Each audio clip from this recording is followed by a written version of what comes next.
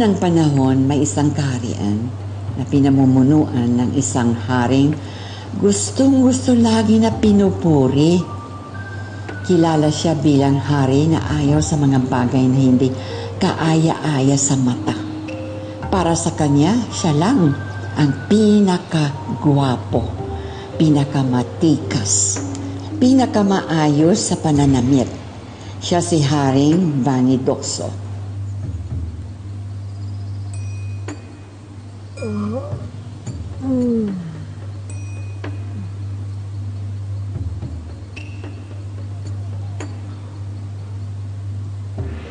Magandang umaga, mahal na hari. Anong maganda sa umaga ko? Kung ang bumabati sa akin ay walang bahid ng ganda. Sino ka? Umalis ka dito.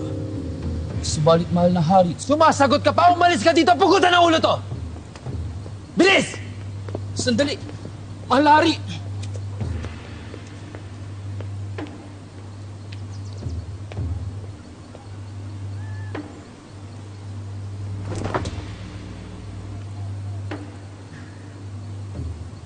Anin niyo ako.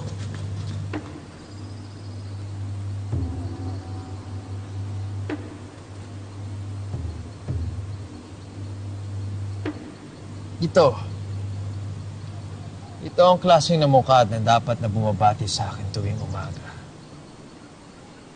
Ganito dapat. Gwapo.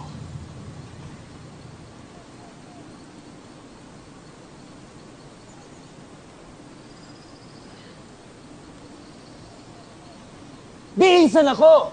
Sa sobrang banidoso ni Haring Vani, mas inuuna niya ang bagay na may kinalaman sa kanya kaysa kahari ang pinamumunuan niya.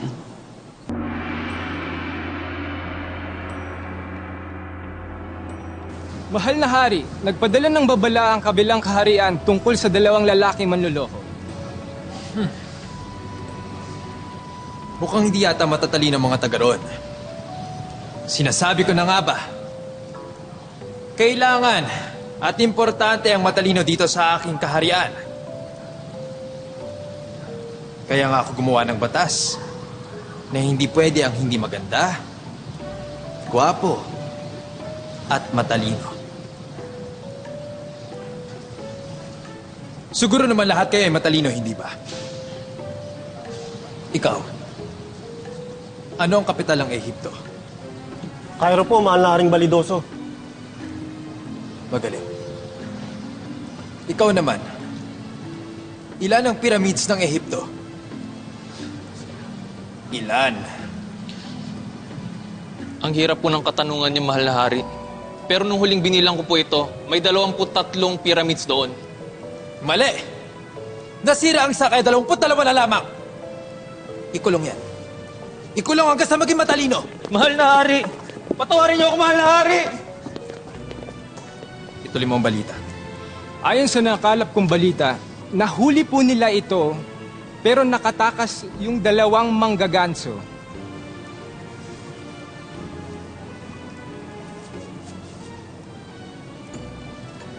Hindi niyo ba napapansin ang aking kasuotan? Ha? Hindi niyo nakikita to? Kayo, hindi mo nakikita to? Tignan mo. Ikaw. Nakikita mo ba to? Ha? Ginawa niyong katawa-tawangin niyong kahari!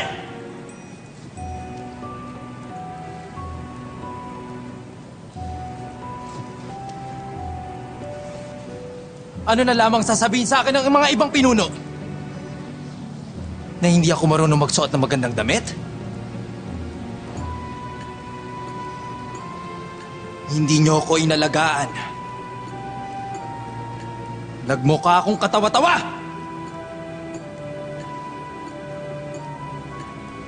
Kailangan bumalik ng aking dignidad. Ipatawag ang punong ministro ng mga damit. Gawan niya ako ng kasuotan. Bilis! Ano ba ang hinihintay nyo?